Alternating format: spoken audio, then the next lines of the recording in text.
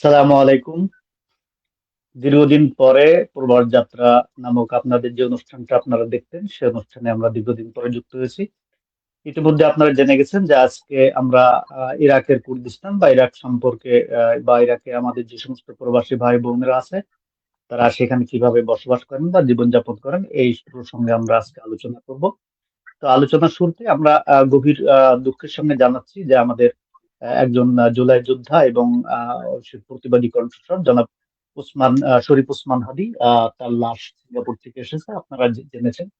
এই জন্য আমরা আমাদের অনুষ্ঠানের মাধ্যমেও গভীর শোক বার্তা বা শোক জানাই এবং তার রুহের মাগফিরাত কামনা করি। শুধু দর্শকবৃন্দ, আজকে আমরা যেহেতু আপনারা জানেন যে আমরা যখন যে দেশ নিয়ে আলোচনা করি, সে দেশের একজন প্রবাসী বাঙালিকে আমরা সংযুক্ত করার চেষ্টা করি। ঠিক সে অনুযায়ী আমরা আজকে ইরাকের কুর্দিস্তান থেকে সংযুক্ত করেছি আমাদের জনাব ফজলুল করিম মিলন ভাইকে। তিনি দীর্ঘ 14 বছর সেখানে বসবাস করেন বা থাকেন, প্রবাস যাত্রা প্রবাসী হিসেবে আছেন। তো আমরা তার থেকে তার যেহেতু তিনি 14 বছর সেখানে অবস্থান করছেন, তিনি কিভাবে আছেন বা কিভাবে গেছেন বা এ টু জেড নিয়ে আমরা যেভাবে এই অনুষ্ঠানটা নিয়ে যেভাবে আলোচনা করি, সেভাবে আমরা আলোচনা করার চেষ্টা করবো ইনশাল্লাহ। তো তার আগে আমরা আমাদের অতিথির সঙ্গে পরিচিত হব। পরিচিত হওয়ার আগে আপনাদের কাছে একটি ছোট্ট অনুরোধ, সেটা হচ্ছিল যে আমাদের অনুষ্ঠানটা ঠিক মতো শোনা যাচ্ছে কিনা বা দেখা যাচ্ছে কিনা, আমাদের সাউন্ড বা আমাদের ক্যামেরা রেজলিউশন সবকিছু এভরিথিং ঠিক আছে কিনা, যে কোনো একজন যদি কমেন্টস করে জানান আমরা উপকৃত হব। এবং যদি আপনাদের কোনো প্রশ্ন থাকে, তাহলে আপনারা কমেন্ট বক্সে যে সে প্রশ্নটা করতে পারেন, আমরা আমাদের অতিথির মাধ্যমে সেই প্রশ্নটার উত্তর দেওয়ার চেষ্টা করব। তো আপনারা যে যেখান থেকে দেখছেন, আপনাদেরকে অগ্রিম শুভেচ্ছা জানিয়ে রাখছি এবং পরবর্তীতে যারা যুক্ত হবেন তাদেরকে অগ্রিম শুভেচ্ছা জানিয়ে রাখছি।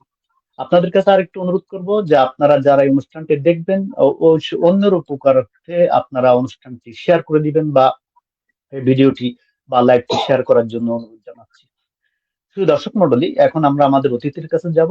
যে ইরাকের থেকে, সুদূর ইরাকের থেকে আমাদের সঙ্গে সংযুক্ত হয়েছেন জনাব ফজলুল করিম মিলন। জি মিলন ভাই, কেমন আছেন? জি আসিয়া, আলহামদুলিল্লাহ, আল্লাহ ভালো রাখছে, ভালো আছি। আপনি কেমন আছেন? জি ভাই, আমিও আলহামদুলিল্লাহ, আমিও ভালো আছি। আমি তো কোরিয়া থেকে সংযুক্ত হয়েছে, আপনি ইরাকের থেকে সংযুক্ত হয়েছেন। আমাদের বাংলাদেশের যে সমস্ত ভাইরা অনেকেই আমার এই অনুষ্ঠানটা দেখেন। আর ইরাকে ইতিমধ্যে সৌদি, কাতার বা দুবাই, যে সমস্ত দেশে এখন ভিসা বন্ধ বা ভিসা জটিলতা বা বিভিন্ন সমস্যার কারণে এখন ইরাকের দিকে মানুষ ঝুঁকছে। তো যার কারণে ইরাক নিয়ে দীর্ঘদিনের একটা আশা ছিল, আকাঙ্ক্ষা ছিল। অনেকে আমাকে মেসেঞ্জারে জানিয়েছেন যে ভাই, ইরাক নিয়ে আমাদের একটু জানান যে ইরাকের বর্তমান অবস্থা কি।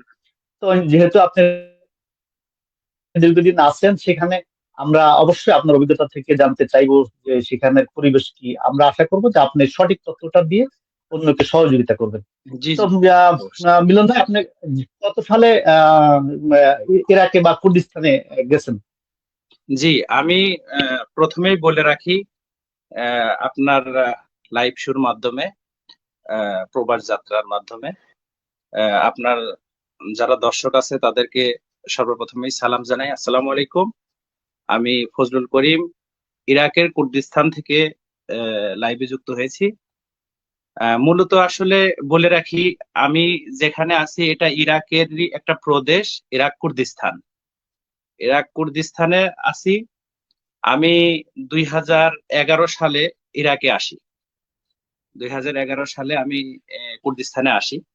সেই থেকে আজ পর্যন্ত এই জার্নি চলতেছে। আছি মোটামুটি, আলহামদুলিল্লাহ ভালো আছি। সবাই ভালো আছে। কেউ কেউ সমস্যাও আছে, অবশ্যই। জি, আমরা তো আমরা আমি ধারাবাহিকভাবে সেই সমস্যা ভালো সেটা নিয়ে আলোচনা করব। তাহলে আপনি ইরাকের জার্নিটা কেমন ছিল, মানে কিভাবে গেছেন, এটা যদি একটু জানাতেন আর কি। আসলে আমি 2011 সালে যখন ইরাকে আসছিলাম, তখন ইরাকের এই কুর্দিস্তানের কোনো ভিসা চালু ছিল না। ভিসা চালু ছিল না। আমি ইলিগেল ভাবে অন্য পন্থায় এদেশে আসছি। আমি যখন আসি তখন আহ, আমারে নেপালি পাসপোর্টে প্রসেসিং করে আমারে এখানে পাঠানো হয়। মূলত আমি বাংলাদেশ থেকে বাংলাদেশি হয়ে আসি। দুবাই ট্রানজিট থাকে, দুবাই থেকে কুর্দিস্তান এয়ারবিলে যখন পৌঁছাই তখন ইলিগেল ভাবে এখানে ঢুকি অন্য দেশের পাসপোর্টে। এই দেশে আসার পরে এম্বাসির সঙ্গে কথাবার্তা বলে আমার এইখানের ভিসা প্রসেসিং এভরিথিং আমার পাসপোর্টে তখন বাংলাদেশি ভিসা টিসা হিসাবে ই করে, তাতে অনেক ব্যয়বহুল বা অনেক খরচ খরচা হয়। এইভাবে আমার জার্নিটা ছিল ইরাকে আসার পরে থেকে আসলে এখানে ওইভাবে কোনো, যেহেতু কোম্পানির কোনো আন্ডারে আসি নাই, এই জন্য বিভিন্ন ভাবে বিভিন্ন জায়গায় বিভিন্ন ধরনের কাজকর্ম করে আমার জীবন তাগিদা চলছে আর কি। তো সেই হিসাবে এখন পর্যন্ত আছি। গত 9 বছর যাবত আমি এখন একটা কোম্পানিতেই আছি, সেই কোম্পানিতে কাজকর্ম জি জি। করতেছি। আছি, মোটামুটি ভালো আছি, আলহামদুলিল্লাহ। তাহলে আপনি ইরাকের কুর্দিস্তান শহরে আছেন, তাই তো? জি জি, ইরাকের কুর্দিস্তান ইয়ারবিলে। ও, ইয়ারবিল, ইয়ারবিল একটা শহর, তাই না? জি, কুর্দিস্তানের মধ্যে কয়েকটা ডিস্ট্রিক্ট আছে, কয়েকটা প্রদেশ জি আছে, জি শহর আছে। এর মধ্যে মেন শহর হচ্ছে হলো ইয়ারবিল। এটাকে জি জি ক্যাপিটাল সিটি বলা হয় কুর্দিস্তানের।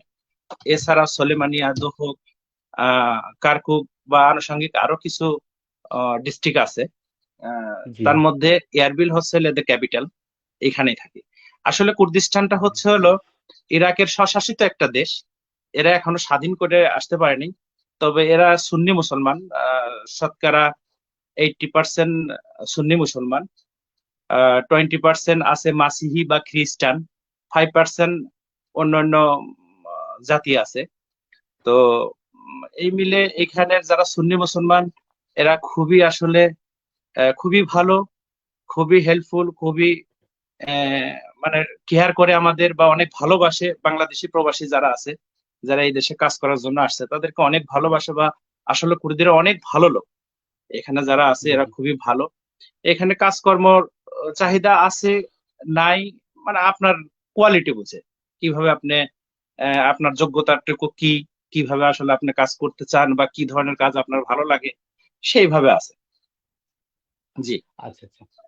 তার মানে আমরা ধারাবাহিকভাবে আলোচনাটা শুনবো, বা আমরা সেভাবে প্রশ্ন করব। তো এর মাঝে আমরা অতিথির পরিচয় পেয়ে গেছি এবং তিনি কিভাবে গিয়েছেন এবং কিভাবে আছেন সেটা বর্ণনা চলছে।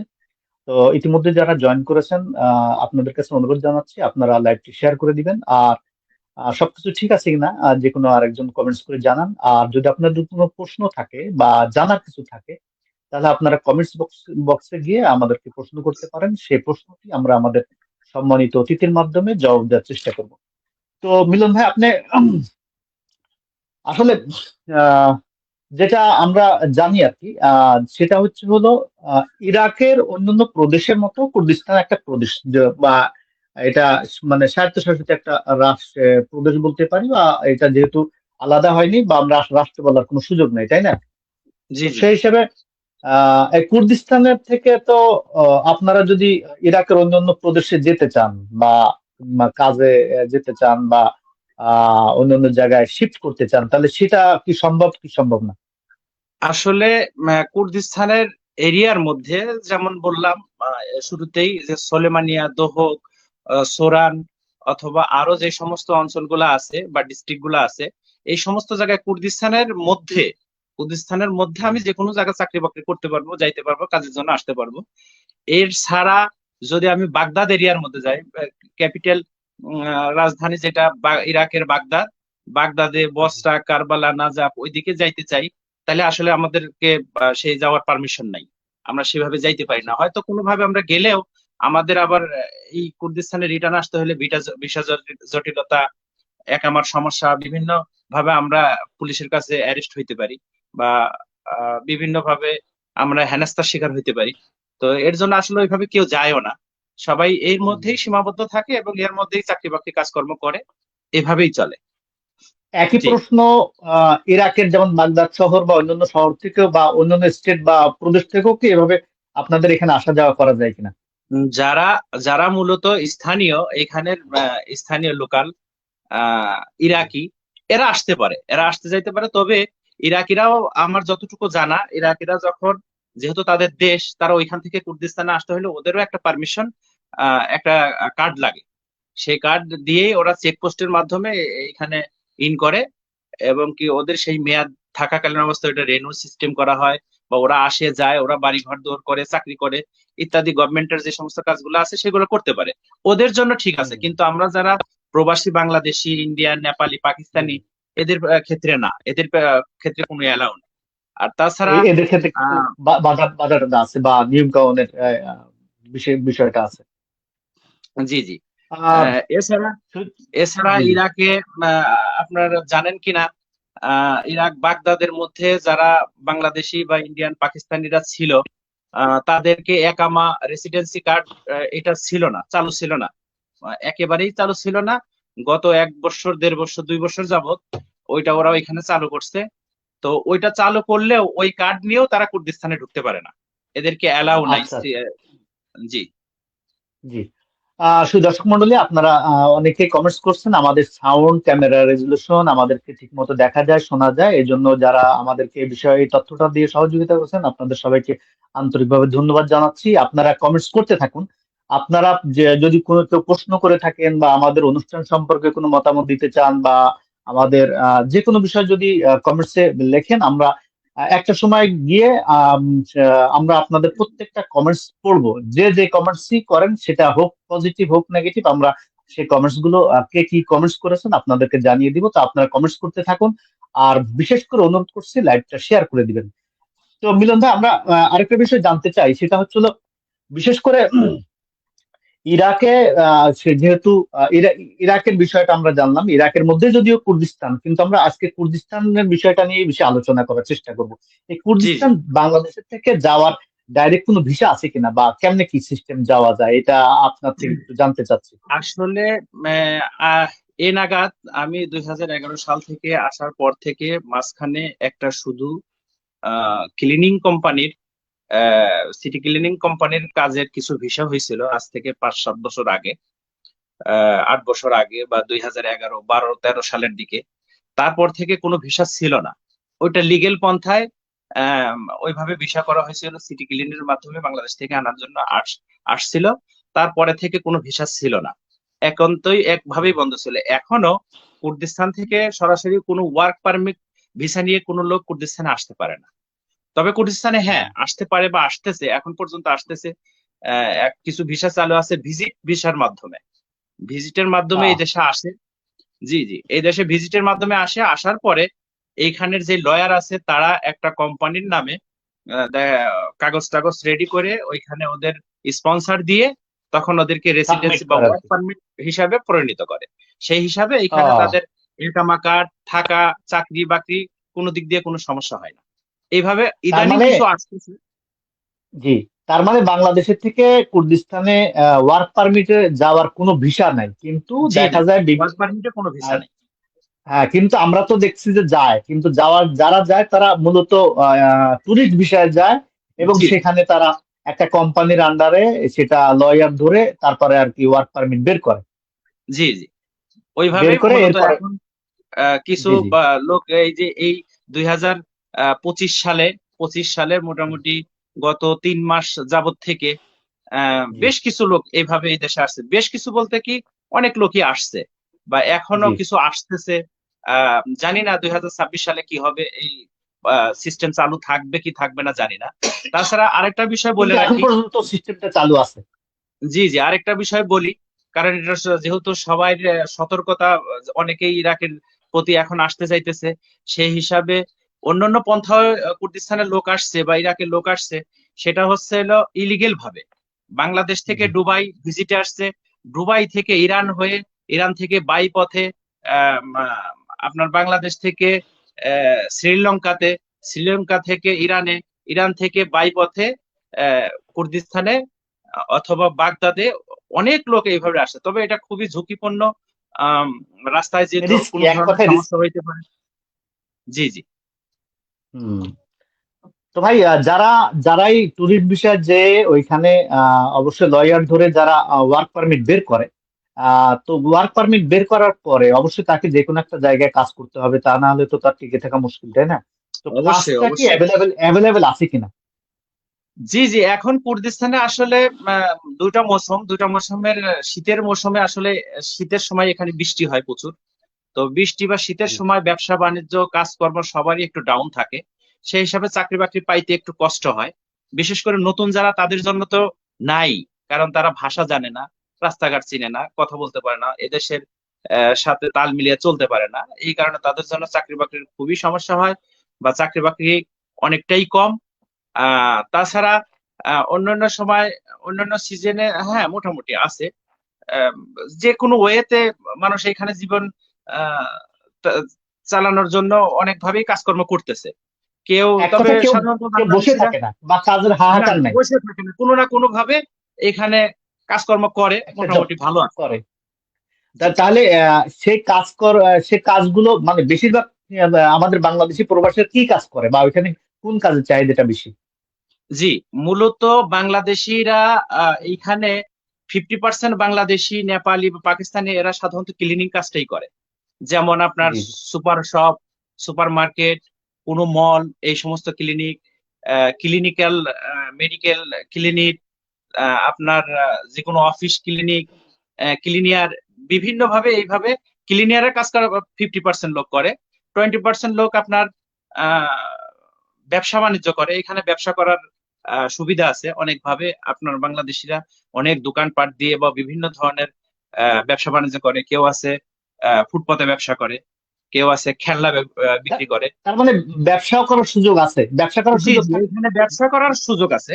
আপনার এই আহ, দেশের বে- আইন ল মেনে, এদের জি, ভ্যাট জি। ট্যাক্স দিয়ে যদি আপনি ব্যবসা করতে চান, আপনি আপনার নিজের প্রতিষ্ঠান নিজে করতে পারবেন, কোনো সমস্যা নেই। তার এখানে মানে এর জন্য আমি যদি আমি রেজিস্ট্রেশনের প্রয়োজন যদি নেই। আমি আম- আমি ওয়ার্ক পারমিটে যখন ওয়ার্ক পারমিট বের করলাম, তাহলে আমি কি মনে করেন আমি এই মাসে ওয়ার্ক পারমিট বের করছি, আগামী মাস থেকে আমি ব্যবসা চালু করতে পারবো কিনা? জি জি, আপনি পরের দিন থেকে ব্যবসা চালু করতে ও, পারবেন, কোনো আ- সমস্যা নেই। তখন আপনি এখানে লিগেল, এখানে আপনার রেসিডেন্সি থাকার পারমিট আপনার 1 বছরের দেওয়া হবে। 1 বছর পরে আপনি আবার রিনিউ করতে পারবেন, আপনার আচ্ছা, যদি আপনার আচ্ছা, দক্ষতায়। জি, জি ভাই, আমরা ব্যবসার সাইডটা একটু আলাদা রেখে আগে ওয়ার্ক পারমিটের বিষয়টা আছে, আমরা ব্যবসাটাও নিয়ে আলোচনা করব। তার মানে আমরা আমাদের বাংলাদেশি ভাইরা যে সমস্ত কাজ করে আপনি তো বর্ণনা করছেন। তো শুধু দর্শক মন্ডলী, আপনারা যারা যুক্ত হয়েছেন আপনাদেরকে অসংখ্য ধন্যবাদ। এখনো যারা যুক্ত হননি তারা আশা করি পর্ব যুক্ত হবেন।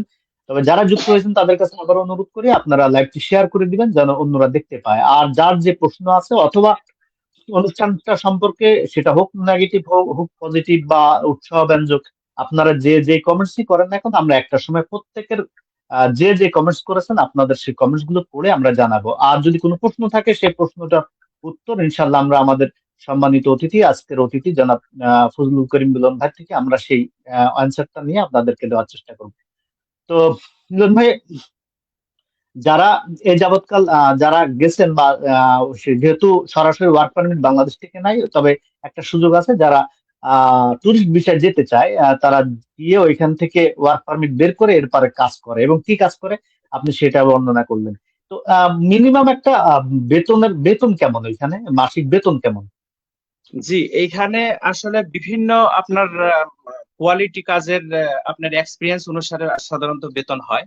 আহ, প্রথম একটা আহ, কর্মী বাংলাদেশ থেকে এদেশে আসলে মূলত $400, এখানে ইউএস ডলার এবং কি ইরাকি দিনার সমপরিমাণ চলে।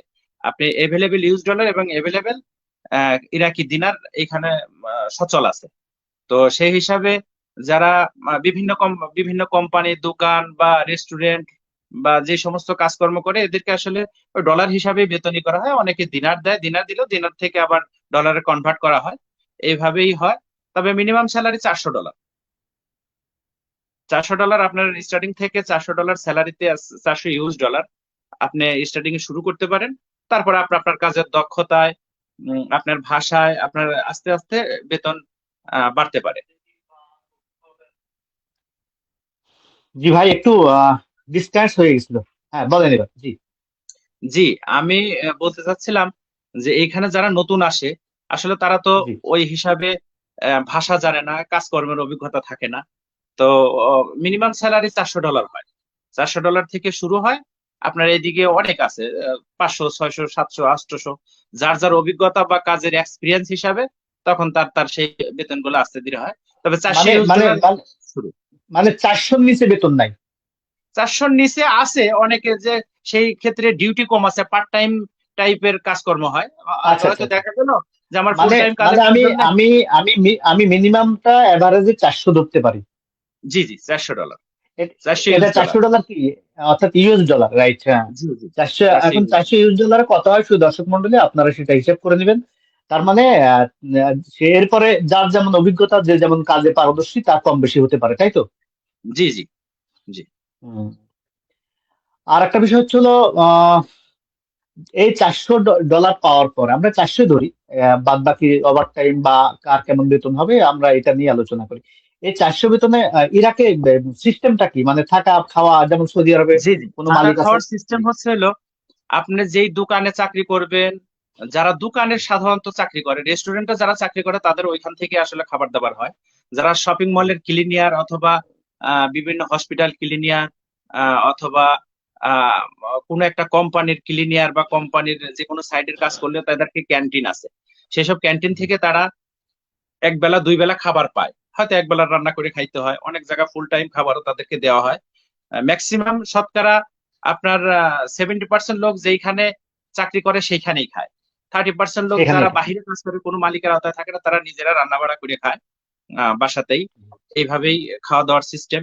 মূলত একটা মানুষ ফুল অ্যান্ড ফাইনাল সুন্দরভাবে খাইতে গেলে, একেবারে হাই ফাই ভাবে যদি খাইতে যায়, তারে $100 বেশি যায়। $100 সে খাইতে পারে। কিন্তু যারা নিজের খাওয়া হয় তাদের বেতন আসলে $400 যদি বেতন হয়, $100 যদি খাওয়াই চলে যায়, তাহলে তো আসলে তাদেরকে সেই হিসাবে থাকে না। খুবই কম লোক আছে $400 বেতন মূলত যাদের হয়, তাদের খাওয়ার জন্য এক্সট্রা টাকা হয়তো সেই দোকান বা সেই মালিক বা সেই কোম্পানি থেকে দেওয়া হয়, অথবা তাদেরকে ক্যান্টিন থেকে খাবার দেওয়া হয়, অথবা তাদের বেতন সেই সমপরিমাণ খাওয়ার টাকাটা অ্যাড করে 400 জায়গায় 450, 500 এভাবে দেওয়া হয়। জি। এইভাবে দিয়ে তাদেরকে করে। আর যারা সাধারণত বাইরে ব্যবসা বাণিজ্য করে, তাদের তো কোনো কোম্পানি বা মালিক থাকে না। সেটা ওই তারা। সেটা আলাদাই ব্যাপার। আমরা আমরা ওয়ার্কারদের বিষয় নিয়ে আলোচনা করি, এরপরে যারা বিজনেস করে তাদের বিষয়টা আলোচনা করব। জি। তার মানে, তো দেখা যায় ওই একই সিস্টেম বোধহয় সৌদি আরবের মতো, কোনো মালিক খাবার দেয় অথবা থাকার জায়গা দেয় অথবা থাকার জায়গা দেয় খাওয়া জি, দেয়, এরকম এরকম কি? থাকার জায়গা এখানে, যেহেতু আমরা বাংলাদেশে, এখানে আমাদের বাড়ি ঘর নাই, আমরা জি যেখানে চাকরি করি সেখানেই থাকার একটা ব্যবস্থা হয়। জি ম্যাক্সিমাম ম্যাক্সিমাম আপনার 60%, 70% থাকার জায়গা মালিকের বা ওই যার আন্ডারে কাজ করবো তার আন্ডারেই হয়। আর বাকিগুলা তারা জি। একটা বাসা ভাড়া করে সবাই মিলে সম্মিলিত ভাবে ভাড়া কালেকশন করে ওইভাবে থাকে। আহ তার মানে একজন যদি $400, $400 বেতন পায়, তাহলে তার মাসিক খরচ খরচা মানে খরচ তো আপ এন্ড ডাউন এভরিথিং, যে যেমন ইন্টারনেট, করে। মানে হ্যাঁ যার যার খরচের তোর শেষ নাই। তবে হ্যাঁ হ্যাঁ হ্যাঁ। নর্মালি একটা মানুষ ইন্টারনেট খরচ, আপনার ট্যাক্সি খরচ, যাতায়াত খরচ বা খাওয়া খরচ দিয়ে $100 এনাফ। $100 সুন্দর মতন হয়ে যায়। তবে অনেকের কম তার লাগে, মানে $50 অনেকের খাওয়া হয়ে যায়, অনেকের $70 খাবার হয়, অনেকে এক বেলা খায়, অনেকে দুই বেলা খায়, অনেকের শারীরিক সমস্যা থাকে, বিভিন্ন ভাবে তাদের খরচ হয়। জি। তবে $100 এনাফ আমি মনে করি। তার মানে তার মানে আমরা হলো একবার সর্বনিম্ন যেই বেতনটা, অর্থাৎ $400 হিসাব করে হলো আলোচনা করতেছি। তো জি জি দর্শক মন্ডলী আপনারা বুঝে নিবেন, এরপরে যার যেমন ওভার টাইম আছে বা যে যেমন কাজে পারদর্শী, তার তেমন কাজে বেতন কম বেশি হতে পারে। তো জি। ভাই, একজন মানে মিডিয়াম পর্যায়ের একজন মানে ইরাকে মানে কত বেতন পেতে পারে বা কত সেট করতে পারে, কত সে বাড়িতে পাঠাইতে পারে? 50,000 টাকা পাঠাইতে পারে, 40, 45, 50, 55, 60, মানে 70 বিভিন্ন ভাবে এভরিথিং যেতে খরচ হবে, তবে করছে। এভারেজ আমি 50,000 টাকাই বলবো। বর্তমান রেট মানে অনুসারে, যেহেতু ডলারের রেট আপ জি জি, ডাউন হয়, সেই আপ ডাউন, ক্ষেত্রে জি আপ এন্ড বর্তমান ডাউন। 124 টাকা রেট আছে।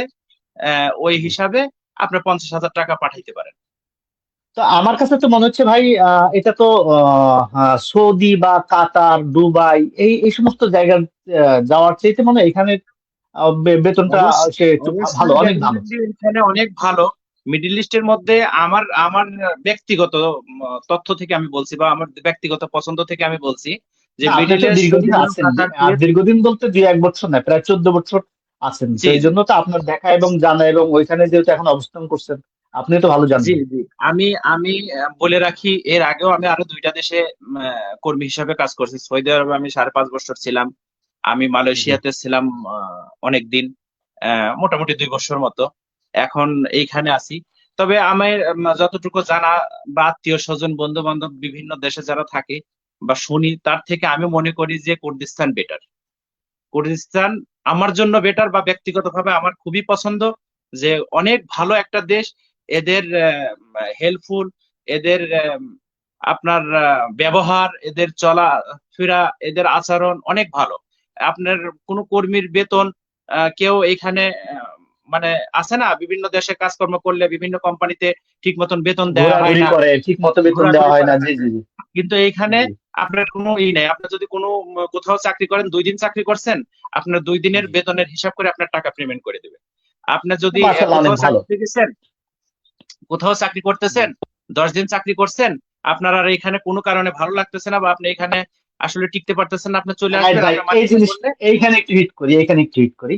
যেমন সৌদিতে আমি যে মালিকের আন্ডারে আন্ডারে গেলাম, বা অথবা যে মালিকের আন্ডারে আমি কাফেলা হলাম, কাফেলাই তো বলে নাকি, আমি তো জি জি সে জি সম্ভবত জি কাফেলাই বলে। জি। দেখা যায় সে ওই অন্য জায়গায় চাকরি করা যায় না, বা অন্য জায়গায় বাধ্যবাধকতা থাকে। ইরাকে কি এমন কোনো না সমস্যা না, আছে? কুর্দিস্তানে এই সিস্টেম নাই। কুর্দিস্তানে আপনি যখন রেসিডেন্সি পাবেন, আপনি পুরোটাই ফ্রিডম। আপনি যেখানে খুশি ও সেখানে চাকরি করবেন। আপনার জি। পাসপোর্ট, আপনার একামা আপনার কাছেই থাকবে।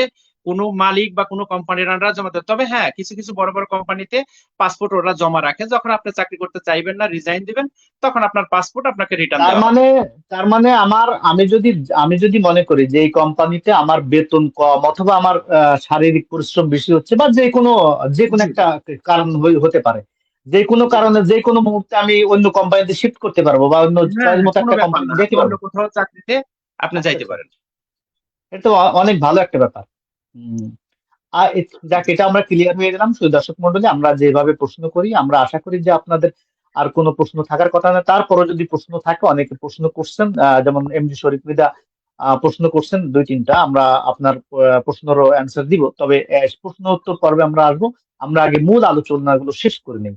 আমরা যেভাবে জি ধারাবাহিকভাবে আলোচনা করব, আমরা আশা করি যদি আপনারা ভিডিওটা বা লাইভটা প্রথম থেকে শেষ পর্যন্ত দেখেন, তাহলে আপনারা পুরো অ্যান্সারটা বা কুর্দিস্তান সম্পর্কে A to Z ধারণা পেয়ে যাবেন, এবং আপনাদের সিদ্ধান্ত নিতে সহজ হবে। এর মধ্যে আরেকটা কথা বলে রাখি, শুধু দর্শক মন্ডলী, আমরা কিন্তু যে কোনো দেশ নিয়ে ধরে ধরে আলোচনা করি, তার মানে এই নয় যে আমরা যে কোনো দেশে লোক পাঠাই, বা আমরা এ ধরনের এজেন্সি বা কোনো এজেন্সির হয়ে কাজ করি। আমরা কিন্তু জি কোনো দেশে লোক পাঠাই না, বা কোনো এজেন্সির আন্ডার আমরা কাজও করি না। আমরা জাস্ট আমার এই অনুষ্ঠানের মূল লক্ষ্য এবং উদ্দেশ্য হলো, আপনারা যখন যে দেশে যাবেন, যেন আপনারা জেনে বুঝে যেতে পারেন। আর এই জেনে বুঝে যাওয়ার জন্য আমি চিন্তা করছি, সেই দেশে অবস্থানরত একজন দীর্ঘদিনের প্রবাসীকে আমি আমার অনুষ্ঠানে যুক্ত করি, যেন আপনারা অথেন্টিক একবারে তার অভিজ্ঞতা থেকে বাস্তব কথাগুলো পান এবং সত্য কথাগুলো পান।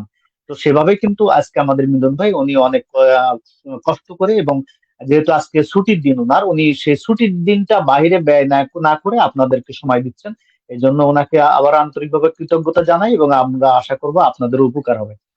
তো ভাই, আরেকটা বিষয় ছিল, যেটা বলতেছিলাম, যেহেতু আমি যখন ইচ্ছা, যখন যে যে কোনো মুহূর্তে আমি সে কোম্পানি চেঞ্জ করতে পারি, বা আরেকটা কোম্পানিতে জব নিতে পারি। একটা বিষয়, আরেকটা বিষয় হচ্ছে হলো, যেমন বাৎসরিক, যেমন আমি সৌদি দিয়ে তুলনা করি, যেহেতু এটা মিডল ইস্টের মধ্যে। আহ যেমন বাৎসরিক, যেমন ওই যে কি বলে এটারে, আকামা বা অন্যান্য ফি জি এগুলো আছে কিনা, এগুলা জি জি, এগুলো আছে অবশ্যই কিনা? আছে, অবশ্যই আছে। জি আপনি একটা কোম্পানির আন্ডারে আপনি একটা লয়ারের মাধ্যমে আপনার কাজ করতে হবে। এখানে রেসিডেন্সি বা কার্ড করতে হলে আপনি নিজে নিজে করতে পারবেন না। যে কোনো একটা জি উকিলের মাধ্যমে বা একটা লয়ারের মাধ্যমে আপনার এই কার্ডগুলা আকামা বানাইতে হবে। বর্তমানে এখানের আকামা ফি, গভর্নমেন্টের ট্যাক্স, ভ্যাট, এভরিথিং সহ $850। আটশো এটা পঞ্চাশ বাৎসরিক। ডলার জি, বাৎসরিক বর্তমান জি ফি এটা লাগতেছে। এর চাইতে আগে জি কম ছিল। আমরা যখন শুরুতেই আকামা করছিলাম, তখন মনে করেন এই দেশে $10 থেকে শুরু করছিলাম। $10 থেকে শুরু করতে করতে আস্তে আস্তে আস্তে আস্তে এখন $850 আসে উঠছে আর কি। প্রত্যেক বছরই কোনো না কোনো ভাবে কোনো ফি, কোনো ভ্যাট, ট্যাক্স এদেশের সরকার অ্যাড করে।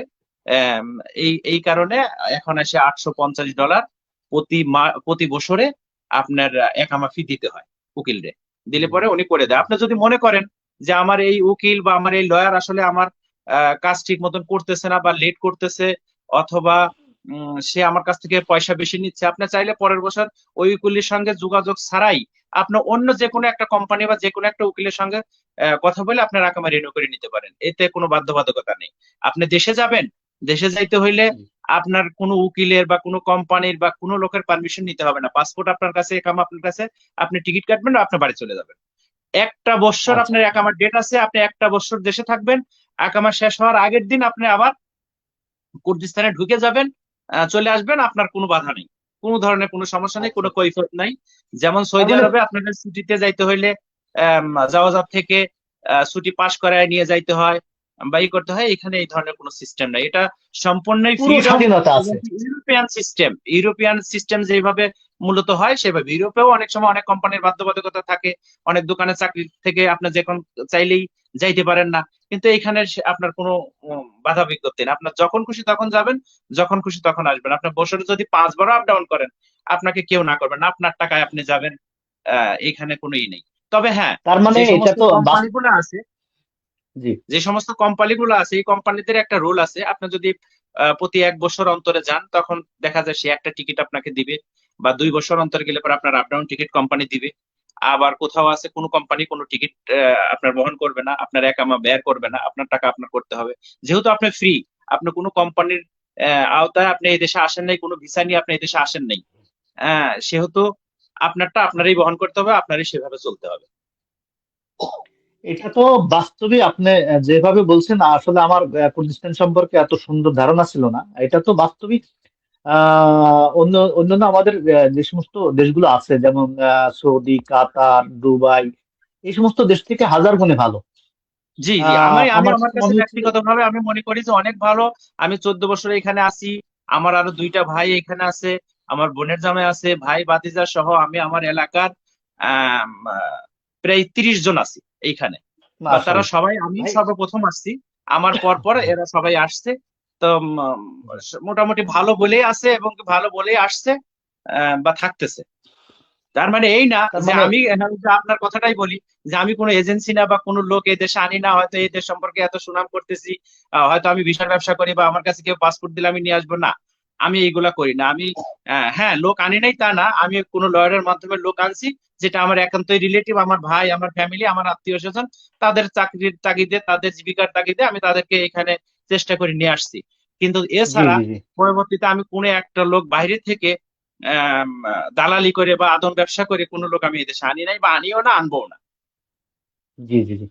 না, এটা আপনিও ক্লিয়ার করে দিচ্ছেন, আমিও ক্লিয়ার করে দিচ্ছি। আমাদের অনুষ্ঠানটা করার মূল উদ্দেশ্য তো আমি অবশ্যই জানিয়ে জি দিয়েছি জি, এবং এর এখানের আগেও বাস্তব যে আমার জিনিসগুলো আছে, আমার জানা মতে বা আমার চোখে দেখা যে জিনিসগুলো, এইগুলাই আমি বলতেছি, তাছাড়াই না। তবে এই দেশে লয়ারের মাধ্যমে যে যেই কথাটা বললাম, যে এইগুলা সবসময় এভেলেবেল চালু ছিল না বা হয় নাই, এই গত 2-3 মাসে হয়েছে। এখন এই বছর পর্যন্ত হয়তো হয়েছে, আগামী তো হবে কিনা সেটাও আমি জানি না। তবে এই দেশে আসতে হলে অনেক ব্যয়বহুল। এখানের যেই জি আপনার রেসিডেন্সি কার্ড সহ, এই দেশের এক জি বছরের একামা সহ ওরা যেই টাকা বাংলাদেশ থেকে আসতে হইলে লাগে, আমি আপনারা যদি বাংলাদেশের টাকায় কনভার্ট করি, তাইলে প্রায় 10 লক্ষ টাকা আপনার খরচা হবে এখানে আসতে হইলে। তো 10 লক্ষ তার টাকা মানে খরচা হইলে, জি জি, জি 10 লাখ টাকা খরচা হইতে হইলে এই টাকাগুলা উকিলের খরচ, যে কোনো একটা কোম্পানির স্পন্সরের খরচ, আপনার টিকিট খরচ, আপনার একামা খরচ, সবকিছু মিলাইয়াই এই 10 লাখ টাকার সবকিছু মধ্যে হয়। মিলাই জি তো জি ভাই জি, কিন্তু এত ভাই টাকা দিয়ে আসলে, জি এখানে এর আগে একটু আমরা মিসিং হয়ে গেছে।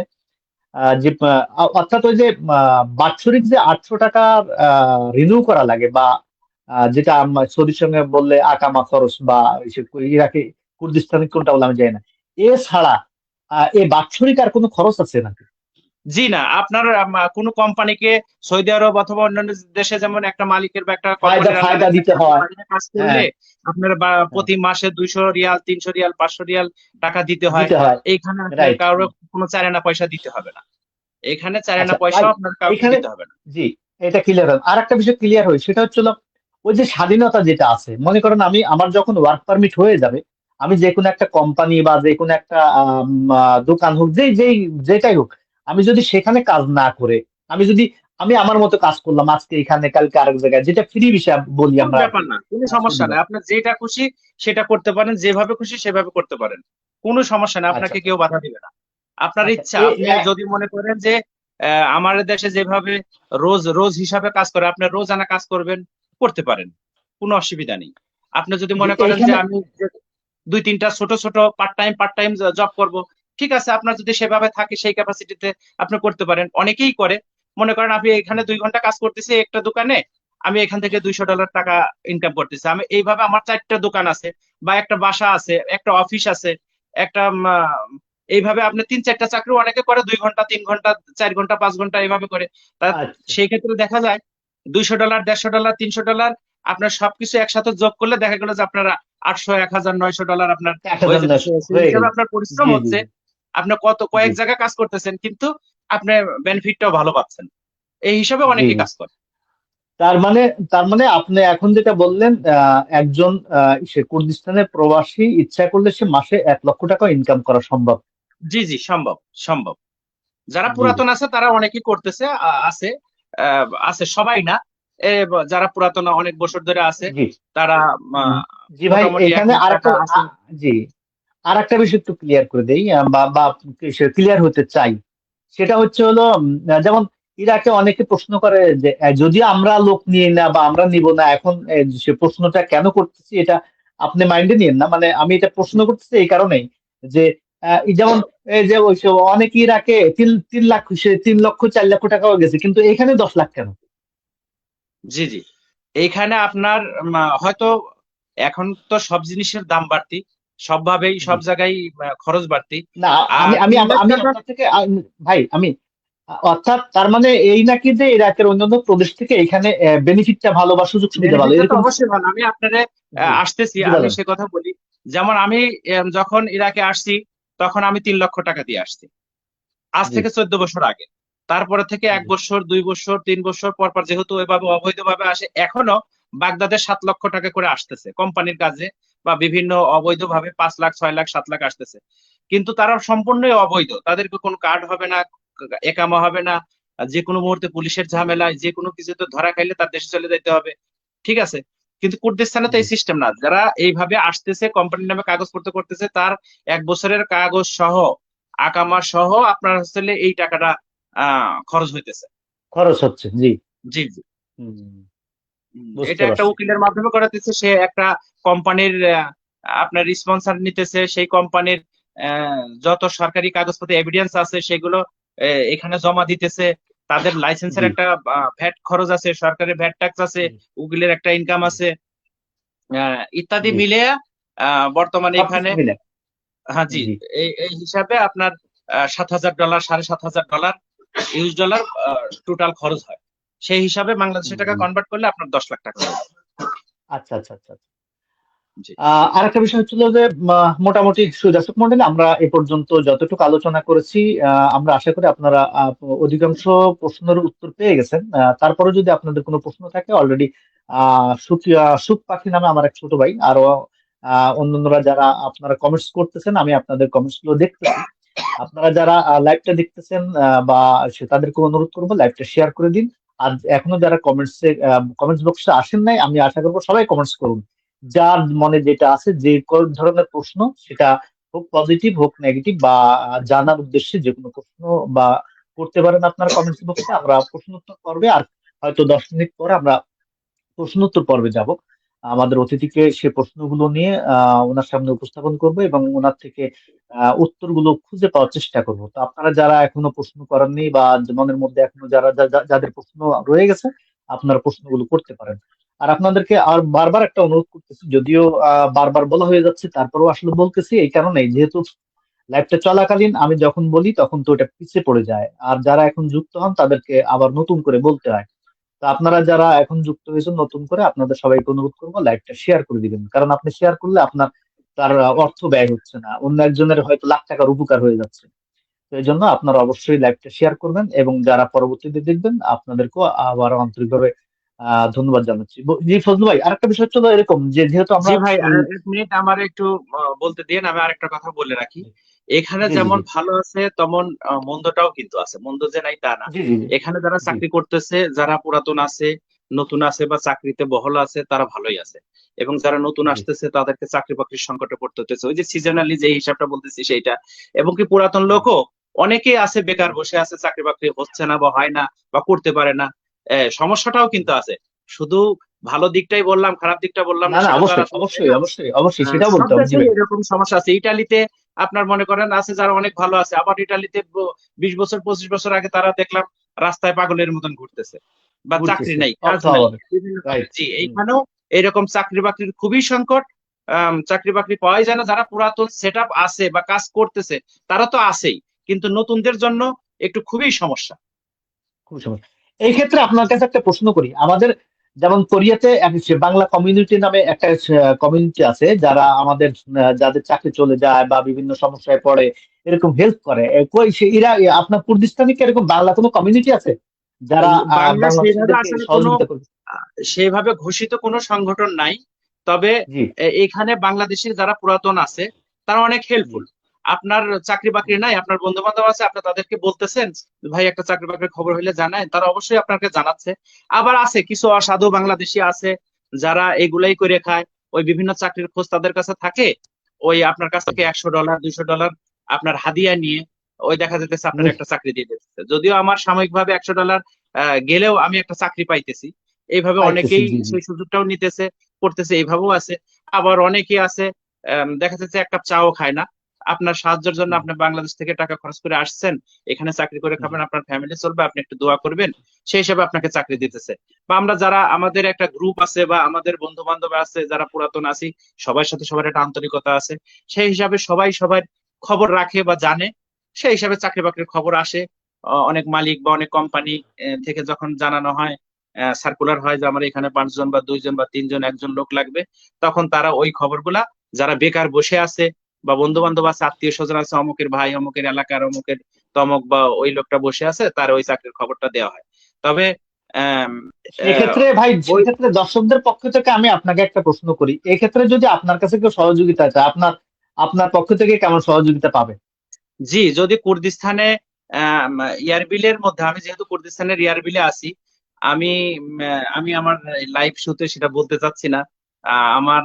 আমি মানুষের কিভাবে কাজকর্ম দিচ্ছি বা কিভাবে হেল্প করছি সেটা উপর আল্লাহ জানে, বা ওইটা সেভাবে আছে। তারপরেও আমার এলাকা অথবা বাংলাদেশি কোনো লোক যদি কোনো সমস্যায় থাকে, আমার কাছে যদি কোনো চাকরির খবর থাকে, আমার আপ্রাণ চেষ্টা থাকবে তারে হেল্প করার জন্য, বা ইনশাল্লাহ যাক করবো। আলহামদুলিল্লাহ, আলহামদুলিল্লাহ। অবশ্যই না, করবো, এটা এটা কেন তো করবো না। এটা তো অবশ্যই সওয়াবের কাজ ভাই, কারণ একটা মানুষের বিপদের সময় আপনি তাকে সহযোগিতা করবেন মানে তার দ্বারা তার দু চারটা ফ্যামিলি বেঁচে যাবে, আবার জি সেও জি। যাবে। আহ, এই জন্য এগুলা করার দরকার, এবং আপনি করেন এটা আমি জানি। আমি আসলে দর্শকদের পক্ষ থেকে করছি এই কারণে যেন না না, ব্যাপার না, আসলে অবশ্যই অবশ্যই। জি জি আমার কাছে চাকরির খবর জি থাকে, আমার বন্ধু বান্ধব বলে অনেক সময় লোক খুঁজে পাই না, চাকরি থাকে, আবার অনেক সময় চাকরি থাকে না, লোকের অভাব থাকে না, এরকম হয়, অনেক সিচুয়েশনে পড়ছি। বা আমার এলাকার জি লোকজন যারা আরো আছে, এখানে যে বললাম যে আমার গ্রামের বা আমার থানার, আমার জেলার, বা ইভেন বাহিরের ডিস্ট্রিক্টেরও বাংলাদেশি হইলেও আমি এইরকম জি 20 30 জনের চাকরি বাকরি এইভাবে ফ্রিতেই দেওয়া হয়েছে বা দিছি। বা তারা খুবই আন্তরিক, খুবই ভালোবাসে, বা তারাও আবার এইভাবে মানুষের চাকরি বাকরি দেয়। চাকরির খবর থাকলে পরে যে আমি তো আর একা 5টা চাকরি করতে পারবো না, অতএব আরেকজন না বসে না না আছে, তারা চাকরি দিয়ে দিলে সমস্যা কোথায়? সে তার ফ্যামিলি জি নিয়ে জি চলতে পারলো, সে খাইতে পারলো, জি তার আকামা খরচ আছে, ই আছে। জি তবে জি বৈধর পাশাপাশি অবৈধ লোকেরও কিন্তু এখানে অগণিত। এখানে যদি বৈধ থাকে আপনার 1,000, আপনার অবৈধ কিন্তু 1,000 আছে, ঠিক আছে। কিন্তু এই মাঝখানে জি একবার জি এই দেশের সরকার একটা সাধারণ ক্ষমা ঘোষণা করছিল, তখন অনেক লোক, অবৈধ লোক অনেক বৈধ হয়েছে। তখন প্রায় 1-1.5 লাখ করে বাংলাদেশের টাকা খরচ হয়েছে, এই দেশের ভ্যাট চার্জ ফি এইগুলা নিয়ে তাদেরকে বৈধতা দিয়ে আকামা দেওয়া হয়েছে। কিন্তু জি জি জি জি, এটা করোনার কোভিড এর আগে বা পরে এই সময়টা ছিল, কিন্তু এখন আবার অনেক বছর ধরে বৈধতার এই ধরনের কোনো সার্কুলার নাই বা নেই। জানি না সামনে কি নতুন বছর টসর আসতেছে, কি হবে না হবে, এরকম হইলেও হইতে পারে অবৈধদের জি বৈধতার ঘোষণা। জি ভাই, কিন্তু এখন অনেকেই আমরা বৈধভাবেই আছে, অনেকে অবৈধ আছে, জি 50-50। জি জি। আর একটা প্রশ্ন ভাই, যেহেতু আমরা মাছে বাঙালি বা আমাদের বাঙালি খাবার তো আর সে ইরাকিরা খায় না বা কুর্দিস্তান জন্য খায় না, ওইখানে খাবার জি দাবার অবস্থা কি, মানে জি যারা জি, সেই বাংলাদেশে প্রসঙ্গে, আছে তারা? জি আমি সেই প্রসঙ্গে একটু ক্লিয়ার করি।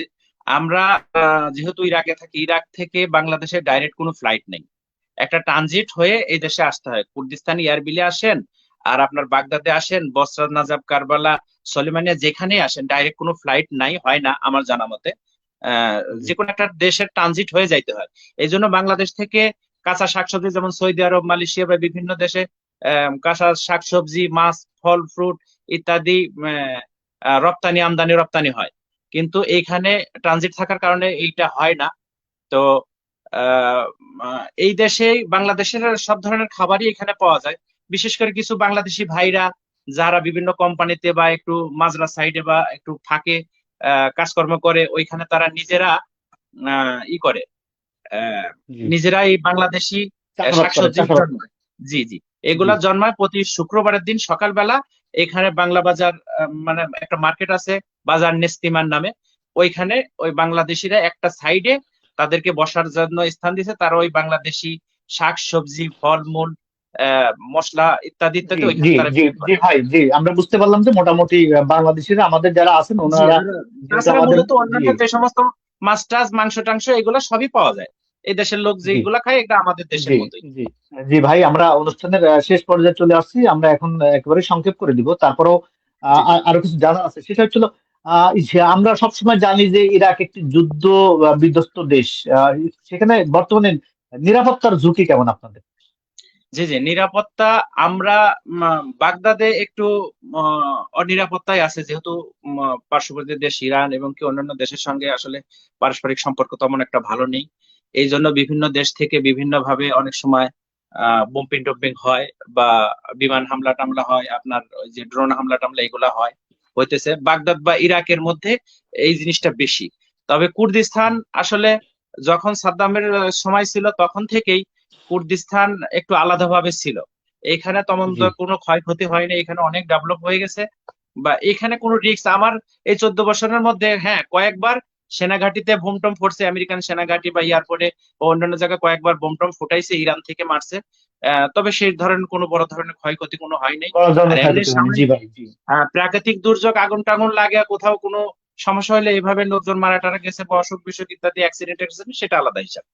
তাছাড়া জি। এমনি আরেকটা, জি জি ভাই, আরেকটা বিষয় হচ্ছিল সেটা হলো সেখানে কি যারা আপনারা, যেমন আপনি দীর্ঘদিন আছেন, আপনি কি চাইলে কি আপনার ফ্যামিলি নিতে পারবেন, বা আপনার ফ্যামিলি নিয়ে বসবাস করা যায় কিনা, বা নেওয়ার জি, জি, অনুমতি ফ্যামিলি অনুমতি? ফ্যামিলি সিস্টেম আছে। আপনি যদি চান আপনি আপনার ফ্যামিলি নিয়ে এখানে আসবেন, আপনি আসতে পারেন। ফ্যামিলির জন্য ভিসা করতে হবে এবং তো একামা ফি করতে হবে। আপনি ফ্যামিলি ভিসার জন্য যে সমস্ত কাগজপত্র ডকুমেন্ট প্রয়োজন অন্যান্য দেশের ন্যায় এইখানেও সেইভাবে আপনার ইংলিশ, মানে বিবাহ নামা, যেটা আমরা বলে কাবিন নামা, এইগুলা, বা জন্ম সনদ, বা আপনার পাসপোর্টের সাথে সংযুক্ত তার নাম, ইত্যাদি জি ইত্যাদি, এগুলা করলে পরে আপনি চাইলে আপনার লয়ার আপনার ফ্যামিলি ভিসা করে দিতে পারে এবং এখানে আনতে পারেন, বসবাস করতে জি পারেন। এবং কি তারা একামা বানায় সিস্টেম অনুসারে যেভাবে হয় সেভাবে আপনি করতে পারবেন, কোনো সমস্যা নেই। জি। তার মানে মোটামুটি ফ্যামিলি নিয়েও থাকা যাবে আর কি, আশা করা যায়, জি, জি, তাই অনেকে তো? ফ্যামিলি নিয়ে আসতেছে, নিয়ে আসার পরে ফ্যামিলির বউ চাকরি বাকরি করতেছে বিভিন্ন অফিসে, জি বিভিন্ন কোম্পানিতে, বিভিন্ন বাসা বাড়ির ক্লিনিয়ারের কাজে, এইভাবে করতেছে। জি তবে বাংলাদেশ থেকে কোনো মহিলা ওয়ার্ক পারমিট, ভিসা কোনো এলাও নাই। আম, এইখানে এখানে জি এলাও জি নাই, আগে থেকেই তো ওয়ার্ক পারমিট নাই।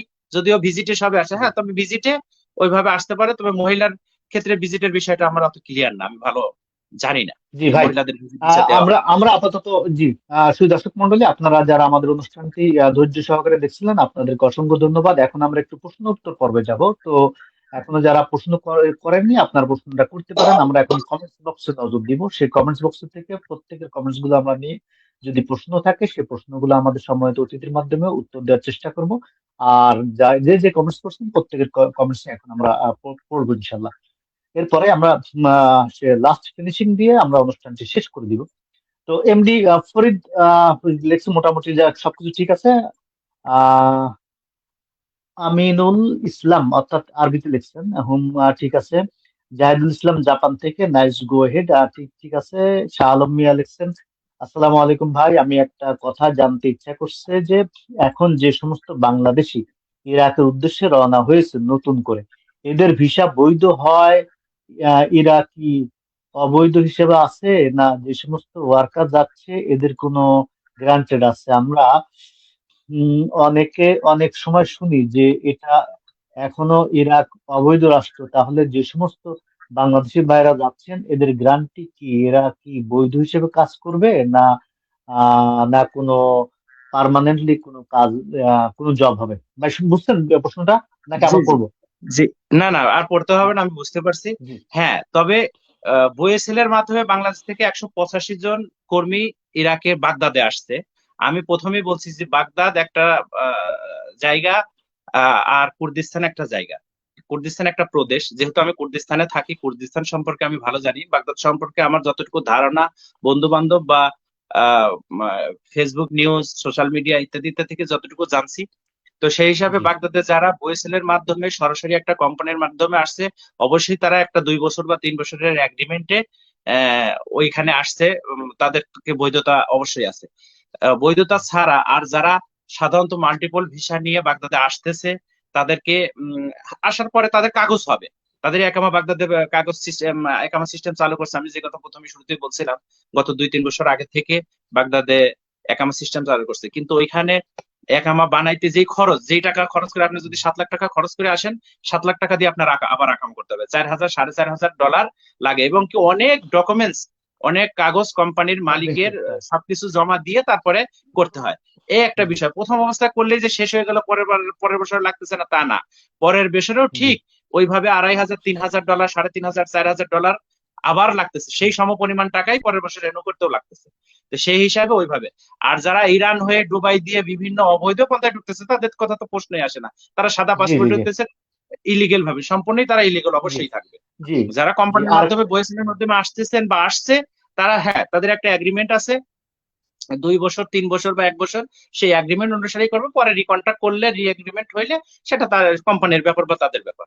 ওইভাবে। তাছাড়া যারা আচ্ছা 1 বছরের মাল্টিপল ভিসা নিয়ে এই দেশে ঢুকতেছে বা ইরাকে ঢুকতেছে, আমার জানা মতে তাদের কাগজ হয়, ওই যদি 5 লাখ টাকা বা 7 লাখ টাকা খরচ করে আসে, আবার পুনরায় 5-7 লাখ টাকা লাগে তাদের কাগজ করতে, বা অনেক আচ্ছা প্রসেসের মাধ্যমে।